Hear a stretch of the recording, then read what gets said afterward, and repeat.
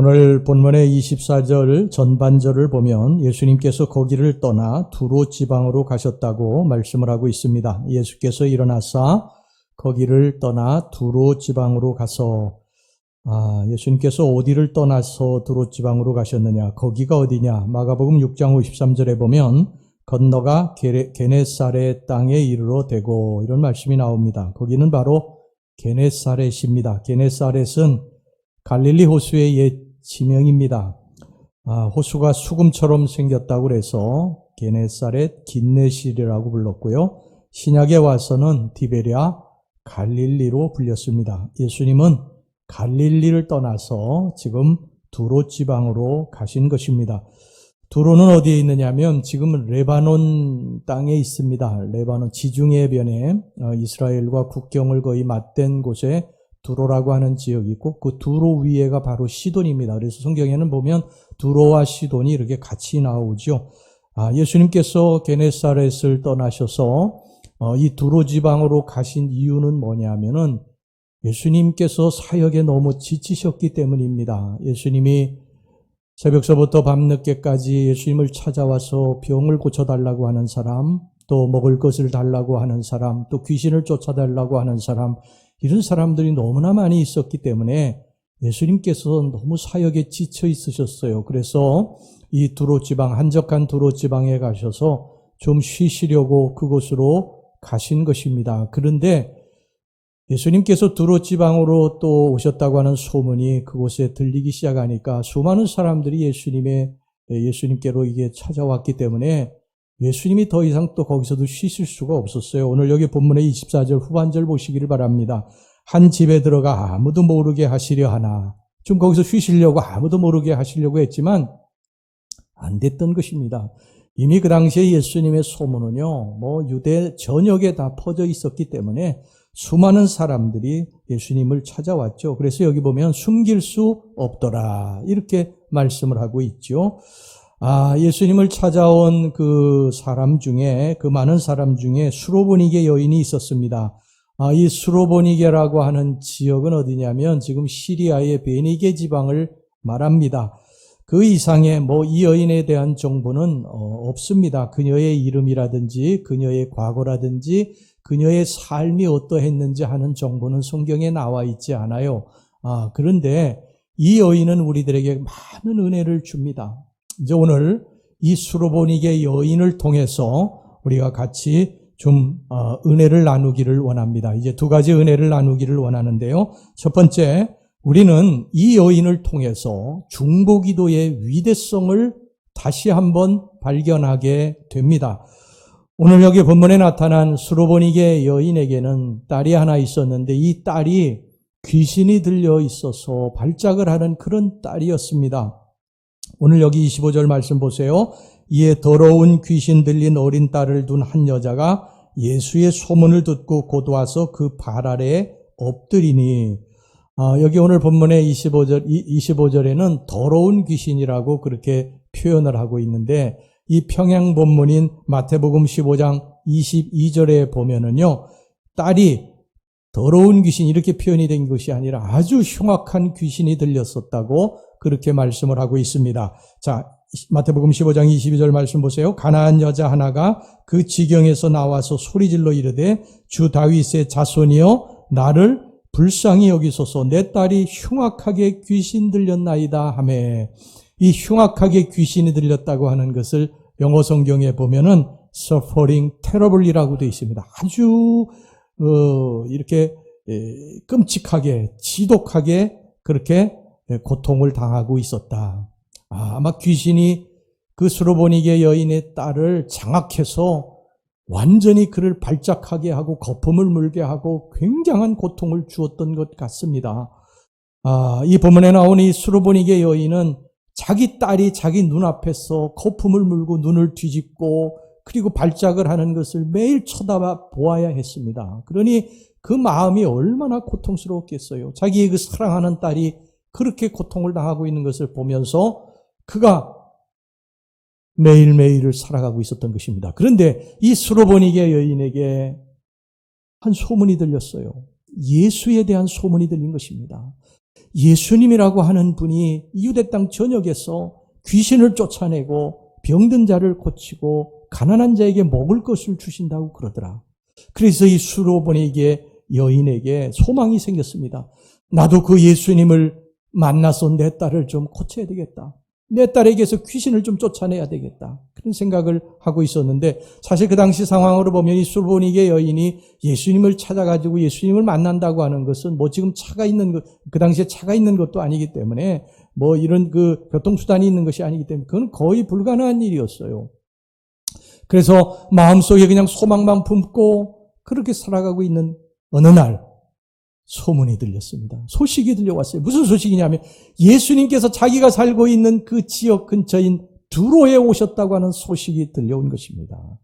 여러분, 이 여인이 어떻게 했겠습니까? 만사를 다 제껴놓고 한달음에 예수를 찾아서 달려가서 그 발 아래 엎드린 것입니다. 이게 기회 아닙니까? 이 기회를 놓치면 이제 영원히 내 딸은 고칠 수 없는 거 아닙니까? 그래서 그 기회를 놓치지 않으려고 그 예수님을 찾아서 예수님의 발 앞에 무릎을 꿇은 것입니다. 여러분, 우리에게는요, 하나님이 주시는 기회가 있습니다.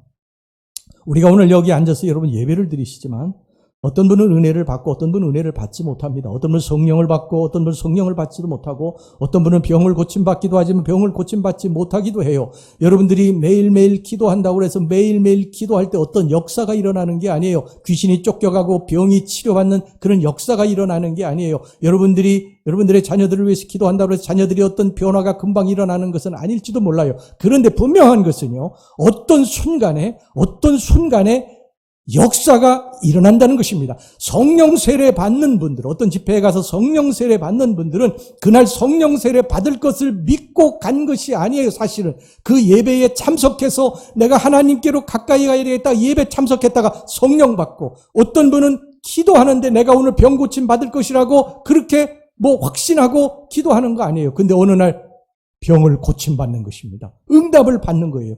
그래서 이것이 하나님이 우리들에게 주신 기회인데, 이런 기회를 흘려보낼 때가 우리가 얼마나 많은지 모릅니다.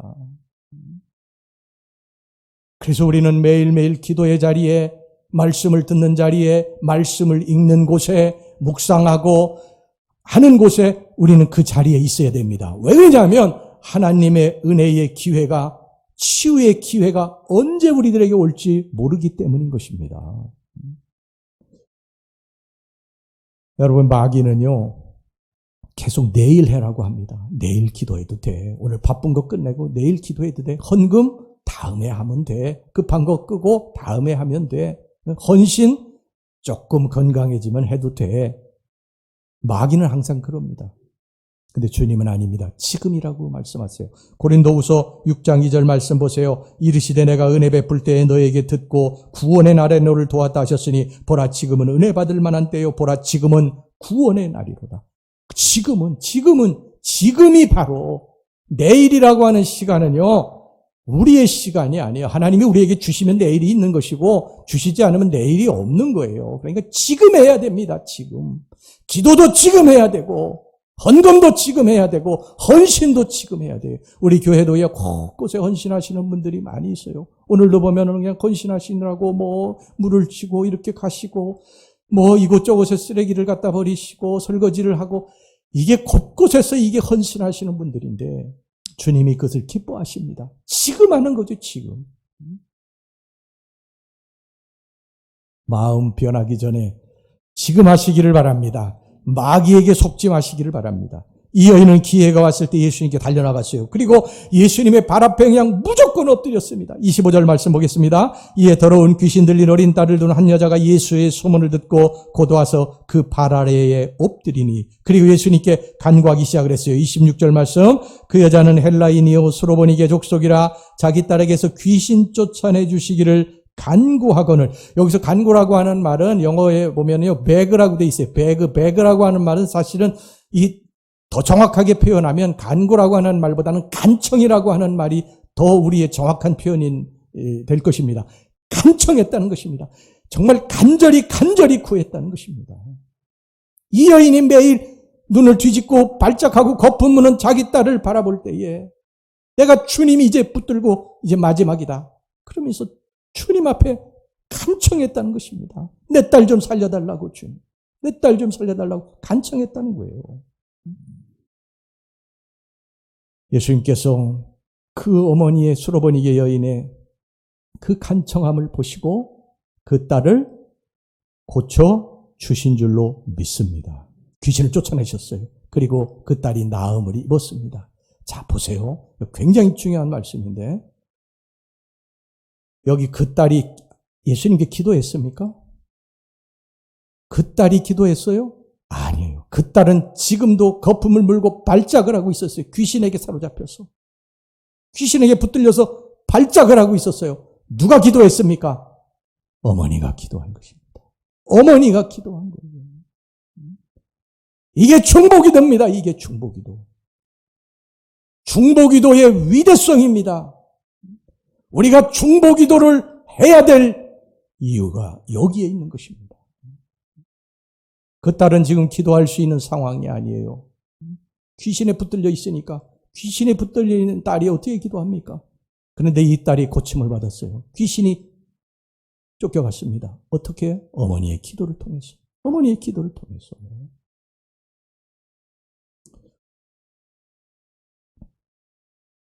여러분, 본인은 못하는데 주변의 사람들이 기도하는 것입니다. 부모가 기도하고 자녀는 기도 안 하지만 부모는 기도해 주는 거예요. 성도들은 기도하지 않는데 목사가 뒤에서 기도해 주는 거예요. 석장 강사가 뒤에서 기도해 주는 거예요. 형제자매 친구가 기도하는 것입니다. 이것이 역사를 일으키는 것입니다. 성경에는 이런 중보기도의 역사를요 굉장히 많이 기록하고 있습니다.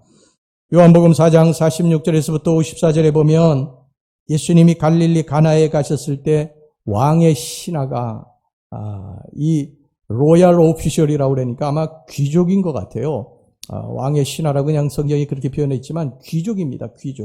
귀족의 아들이 병들었어요. 그래서 이 귀족이 예수님께 찾아와서 내 아들을 고쳐달라고 간청을 하게 됩니다. 그때 예수님께서 그 귀족의 그 신하의 간청함을 보시고 그 아들을 고쳐주셨습니다. 그 아들이 간청한 게 아니에요. 그 아들이 내 병을 고쳐달라고 간청한 게 아니에요. 아버지가 대신 기도한 거예요. 간청한 것입니다. 그런데 그 아버지의 간청함을 듣고 아들을 고쳐주신 줄로 믿습니다. 여러분, 누가복음 7장 2절에서부터 10절까지 보면요. 거기 백부장의 종이 병이 들었어요. 그 때문에 백부장이 마음 아파했습니다. 아끼던 종이었던 것 같아요. 굉장히 마음이 아파했어요. 그러니까 그 모습을 바라본 이 백부장의 친구들인 장로들이 예수님께 찾아왔어요. 그래서 그 백부장의 종을 좀 고쳐달라고 하니까 예수님께서 백부장의 집으로 가자고 그러십니다. 근데 백부장의 집으로 가려고 하니까 그 백부장이 그 소식을 듣고서요. 주님, 우리 집으로 오심을 제가 감당하지 못하겠나이다. 어떻게 주님이 저희 집에 오십니까? 그저 말씀만 하시옵소서. 그러면 내 종이 치료받겠나이다. 그때 예수님께서 그것을 들으시고요. 그것을 들으시고 너무 기뻐하시면서 그 믿음을 보시고 그 백부장의 종을 고쳐주신 줄로 믿습니다. 백부장의 종이 고쳐달라고 한 게 아니에요. 백부장의 믿음을 보시고 백부장의 간청을 들으시고 예수님께서 병을 고쳐주신 것입니다. 여러분, 마가복음 5장 21절에 43절에 보면요. 회당장 야이로의 어린 딸이 병들어 죽게 됐어요. 그래서 이 회당장 야이로가 예수님을 찾아가게 됩니다. 여러분, 이게 회당장이 예수님을 찾아갔다고 하는 건요. 이거 당시 유대 사회에서는 이건 상상도 못할 일입니다. 회당장은 유대 사회의 지도자인데 지도자가 그 당시에 유대인들이 배척했던 예수를 찾아갔다? 이것은 자기의 명예, 권세, 지위 다 내려놓은 것입니다. 그런데 딸이 병들었으니까 어쩔 수 없죠. 딸이 병들었으니까 그 예수님을 만나야지 내 딸이 고침받을 수 있다고 그렇게 믿었는데 그 예수님이 찾아가서 내 딸을 고쳐달라고 그렇게 간청을 하게 됩니다. 그때 예수님께서 그 회당장 야이로의 믿음을 보시고 그의 딸을 고쳐주셨습니다. 아픈 딸이 나를 좀 고쳐달라고 주님 앞에 간청한 것이 아닙니다. 아버지 야이로가 간청한 것입니다. 이 모두가 다른 사람이 기도함으로써 이루어진 놀라운 중보기도의 역사입니다. 중보기도는 이렇게 강력한 역사를 이룹니다. 중보기도를 가볍게 우습게 생각하는 사람이 계신데 이건 어리석은 사람입니다. 내가 기도는 못할지라도 누가 나를 위해 기도할 때 같은 역사를 이룬다는 것입니다. 여러분들을 위해서 중보기도하는 사람이 있다고 하는 것은요, 행복한 일이에요. 여러분들이 이것을 영적으로 깊이 깨달을지 안 깨달을지는 모르지만요, 여러분들을 위해서 누군가 기도하는 사람이 있다고 하는 것은요, 정말로 행복한 사람이에요.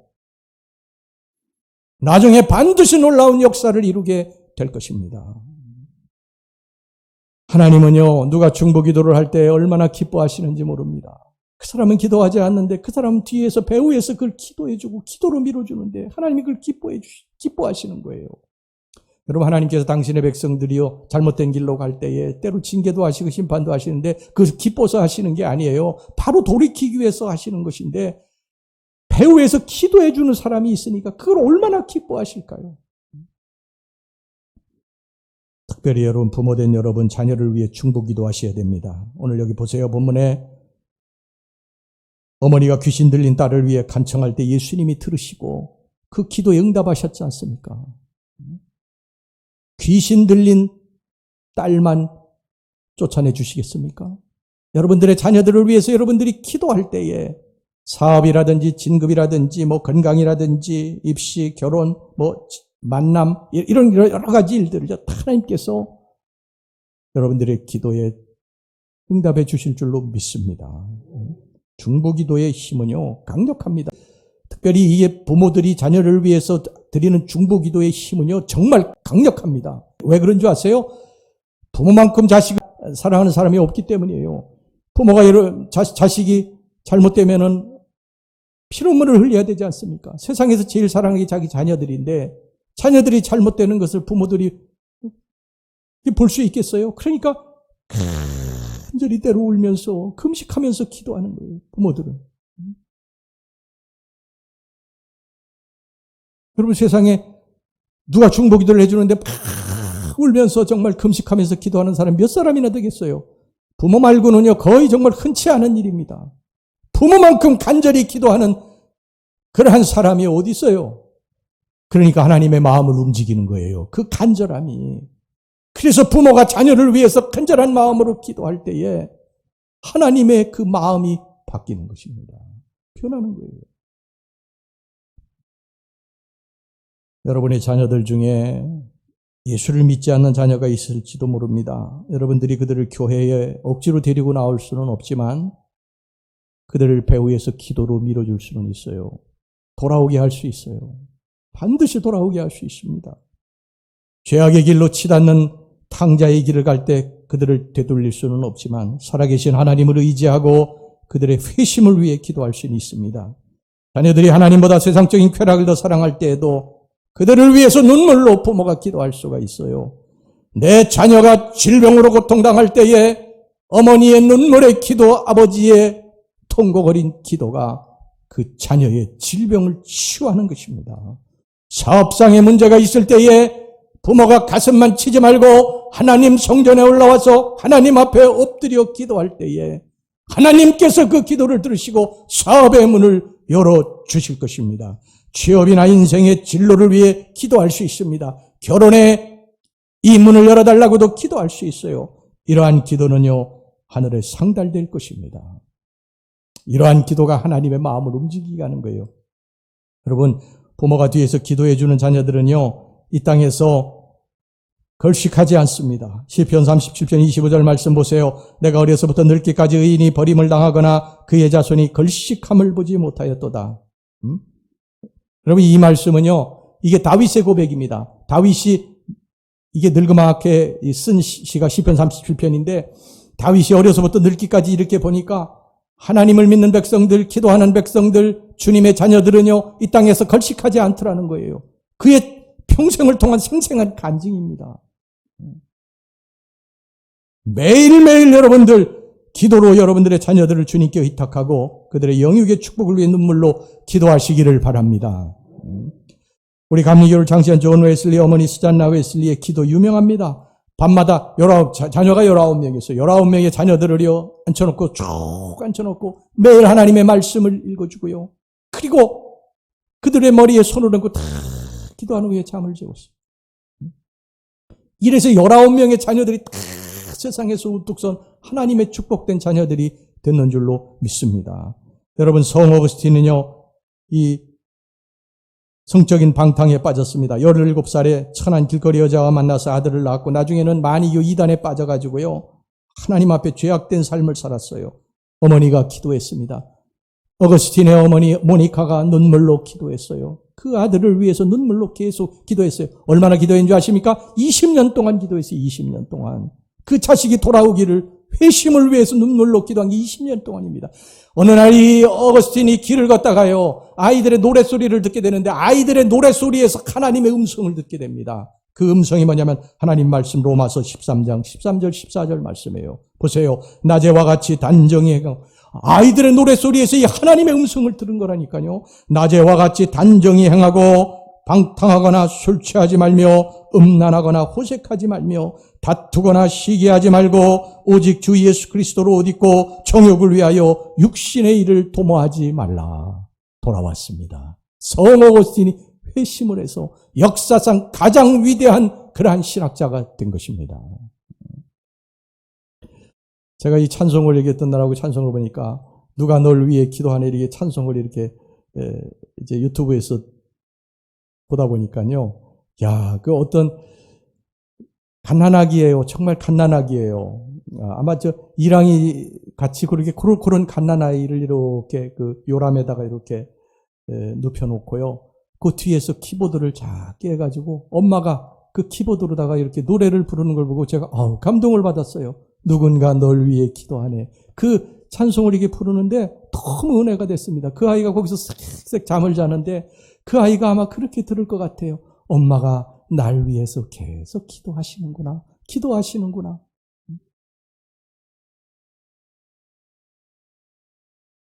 제가 어느 목사님 모친이 돌아가셨을 때 그 장례식장에 갔었어요. 근데 참 서럽게 우시더라고요. 그 목사님이요.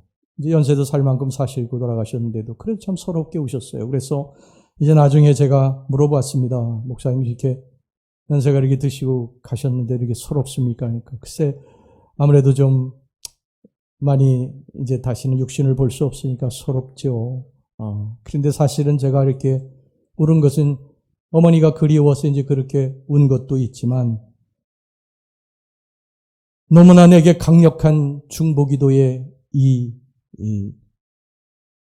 조력자가 내게 사라진 것이 너무 가슴이 아파서 울었다는 것입니다. 사실은 저도 그랬어요. 저희 어머님 돌아가셨을 때 마음이 많이 슬펐는데 그 어머님 돌아가셔도 그렇지만 저희 어머니 밤이 되면 늘 방으로 들어가셔서 저를 위해서 기도해 주셨거든요. 기도의 조력자가 사라졌구나. 그 생각 때문에 굉장히 못내 아쉽고 마음이 씁쓸했습니다. 여러분, 어머니의 기도, 아버지의 기도가 자녀를 잘되게 하는 줄로 믿습니다. 자녀를 높이고 자녀의 길을 열고 자녀의 방탕을 멈추게 하고 자녀의 사고를 막습니다.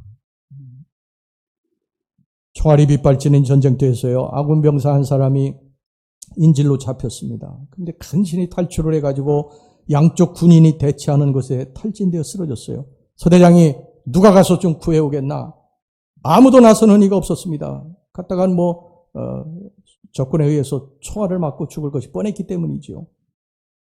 그런데 한 병사가 시계를 계속 쳐다보더니요, 제가 가겠습니다. 그러는 거예요. 그래서 갔다 오라고 그랬는데 이 젊은이가, 이 병사가 총알이 빗발치는 그곳에 가가지고 그 병사를 들쳐업고서는 이제 돌아왔습니다. 소대장이 놀라가지고, 아니 자네 왜 시계를 보고 달려나갔나?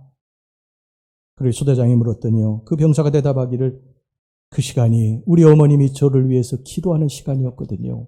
그러고 나갔다는 것입니다. 우리 자녀들을 하나님 손 위에 올려놓고 기도합시다. 잘되는 자녀들 뒤에는 반드시 눈물로 기도하는 어머니 아버지가 있습니다. 아이들이 어릴 적에는 신앙생활 잘하다가 커서 하나님과 멀어지기도 합니다. 여러분 낙심하지 마세요. 기도하세요. 반드시 돌아옵니다. 어떤 젊은이가요, 완전 거짓골을 해가지고 새벽에 이제 고향으로 돌아오고 있었습니다. 새벽에 오는 이유는 자기의 이 거짓골을 동네 사람들이 볼까봐 새벽에 온 것입니다. 근데 자기 집을 가려면 예배당을 이렇게 거쳐서 가야 됐어요. 근데 예배당을 이렇게 지나가는데요, 어디서 많이 듣던 목소리가 들리는 거예요. 그래서 유리창나무로 이렇게 교회당 예배당을 쳐다보니까 자기 어머니가 그냥 보리자루처럼 쓰러져가지고서 새벽에 눈물로 통곡하면서 기도하고 있더라는 거예요. 자기 이름을 부르면서 하나님, 아무개 내 아들 돌아오게 해주세요. 돌아오게 해주세요, 아버지. 그러고 있더라는 거예요. 그래서 그 아들이 그걸 보고요, 회심하고 돌아왔다고 그럽니다. 여러분, 자식을 위해 기도하는 부모는요, 위대한 부모입니다. 재산을 많이 물려주지 못해도 내 자식을 위해서 기도하는 부모, 위대한 부모입니다. 자식들은 존경해야 됩니다. 자식을 위해 기도하지 않는 부모, 회개하셔야 됩니다. 회개하셔야 됩니다. 정말 우리가 하나님 앞에 중보기도 할 때에 역사가 일어나는 것을 믿으시기를 바랍니다. 그 다음에 이제 우리가 두 번째, 마지막으로 좀 알아봐야 될 것이 하나 있는데요. 그것은 우리가 중보기도 하다가 절대로 낙심하고 포기하지 말아야 된다는 것입니다. 계속해서 기도해야 됩니다. 오늘 본문을 보면 수로보니게 여인은 처음에 주님께 간구했다가 거절을 당했어요. 27절 보세요. 예수께서 이르시되 자녀로 먼저 배불리 먹게 할지니 자녀의 떡을 취하여 개들에게 던짐이 마땅치 아니하니라. 주님이 이런 심한 말을 하신 이유는 이 수로보니게 여인의 믿음을 시험해 보신 것입니다. 개라고 하는 모욕적인 표현을 하셨어요. 여러분, 유대 나라에서 개라고 하는 표현을 하면요, 이거는 모욕 중의 모욕입니다. 유대인들이 제일 싫어하는 동물이 두 종류가 있는데 돼지하고 개예요. 돼지하고 개. 돼지 같다 그렇게 하면요, 그거는 살인납니다. 살인. 그리고 사실 우리 말에도 이 돼지 같은 놈 그러면 좋은 말은 아니잖아요. 미련하고 우둔하고 지혜가 부족하고 좀 그런 말 아닙니까? 유대인들은 더 심합니다. 특히 또 개라고 하는, 우리나라에도 개라고 하는 욕이 얼마나 많습니까? 개자가 들어가는 욕이. 머릿속에 막 떠오르잖아요. 개자가 들어가는 욕이. 그 유대인들도 개라고 하는 말을 쓰면 이건 뭐 모욕 중에 모욕이에요. 근데 예수님께서 이 수로보니게 여인의 믿음을 시험하기 위해서 개라고 하는 표현을 쓰셨어요. 그럼 어떻게 해야 됩니까? 보통 유대 나라에서 개라고 하는 표현을 쓰면 멱살잡이하고 싸우는데 이 여인은 어떻게 했습니까? 화를 내고 예수님께 달려들었습니까? 아니면 에이 돌아가야 되겠다 하고 포기하고 돌아갔습니까? 아닙니다. 이 수로보니게 여인이 이렇게 이야기를 했어요. 더욱더 매달려 예수님 앞에 간청합니다. 28절 말씀 보세요. 여자가 대답하여 이르되 주여 올소이다마는, 이게 무슨 말입니까? 주여, 주님 말씀이 옳습니다. 제가 개보다도 못한 사람입니다. 이렇게 자기 자신을 낮췄어요. 그런데 주님, 개들도 상 아래서 먹던 부스러기를, 아이들이 먹던 부스러기를 먹지 않습니까? 이 말은 무슨 말입니까? 주님, 제가 개보다도 못한 여인입니다. 그런데 주님 나를 불쌍히 여기시고 요만한 부스러기라도 개도 그 부스러기를 먹는 나에게도 요만한 부스러기에 은혜와 자비를 좀 베풀어 주시옵소서, 그 말입니다. 예수님께서 그 여인의 믿음을 보시고 그 딸에게서 귀신을 쫓아내시고 그 딸을 낫게 해 주신 줄로 믿습니다. 기도에서의 인내는 대단히 중요한 것입니다. 우리의 마음은요, 금방 차가워지고 냉담해집니다. 금방 의심하고 흔들립니다. 어제까지는 그냥 믿고 기도했는데 오늘 갑자기 막 의심이 생깁니다. 어제까지는 믿었어요. 될 거라고 믿었어요. 근데 오늘 갑자기 막 의심이 물밀듯이 밀려옵니다. 여러분, 이것은요, 거의 사탄이 하는 짓입니다. 사탄은 어떻게 해서든지 우리들이 무릎 꿇고 기도하는 것을요, 원치 않아요. 기도하면 응답받기 때문에 그것을 차단시킵니다.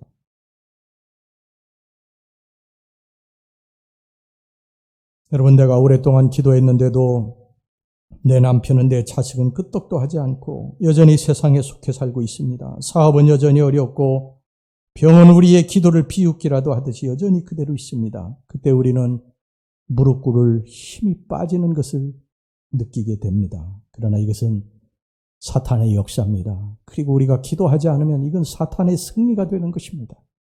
주님은 이때에도 계속해서 우리들에게 기도하라고 말씀하십니다. 할렐루야. 하나님의 신실성을 믿으시길 바랍니다. 하나님은 한번 약속하시면요, 세상이 두 쪽이 나도 반드시 그것을 지키십니다. 우리가 하나님께 드린 기도는요, 하나도 땅에 떨어지지 않는다는 것을 믿어야 됩니다. 응답은 더딜지 모르겠어요. 그러나 반드시 이루어질 것입니다. 하나님의 정하신 때에 응답이 오는 거예요. 나는 조급하고 좀 빨리 이루어지기를 원하지만 하나님의 때는 하나님이 정하시는 거예요. 근데 하나님의 때가 가장 좋은 때입니다. 여러분, 아브라함이요, 사라를 통해서 아들을 얻게 될 것이라고 하나님이 말씀하시고요. 금방 그 응답이 온 것이 아닙니다. 무려 25년이 걸렸어요. 25년 동안을 아브라함이 기다리지 못하고 결국 이 하갈을 통해서 이스마엘을 낳지 않습니까? 첩을 통해서 자식을 낳지 않아요? 이것 때문에 큰 화근이 되죠. 여러분, 하나님의 약속의 말씀은 반드시 이루어지는 줄로 믿습니다. 절대 여러분 의심하지 마시고 내가 때를 정하시면 안 됩니다. 하나님이 정하신 때가 있어요. 그러니까 우리가 해야 할 일들은 때를 정하는 건 하나님이 하시는 것이고 우리 할 일은 뭐냐면 그저 하나님 앞에 엎드리는 거예요. 하나님 도와주세요. 내 자녀를 도와주세요. 내 손주들을 축복해 주세요. 고쳐주세요. 기도하는 것입니다. 이거를 하지 아니하고요, 우리가 하나님 믿는 백성들이라고 할 수 있어요? 내가 이렇게 수십 년 신앙생활한 사람이라고 할 수 있어요? 우리 중보기도해야 됩니다. 할렐루야. 그저 하나님 믿고 잘 될 것을 믿고 우리는 씨를 뿌리는 거예요. 그러면 하나님의 약속은 신실하셔서 반드시 언젠가 거기서 이제 싹이 나고 잎이 나고 꽃이 피고 열매가 맺히게 될 줄로 믿습니다. 지금 당장은 아닐지라도 반드시 나중에 이제 역사가 일어나게 됩니다. 부지런히 중보기도하셔서 승리의 삶을, 열매를 따는 삶을 살아가시기를 주의 이름으로 축원합니다. 예, 기도합시다.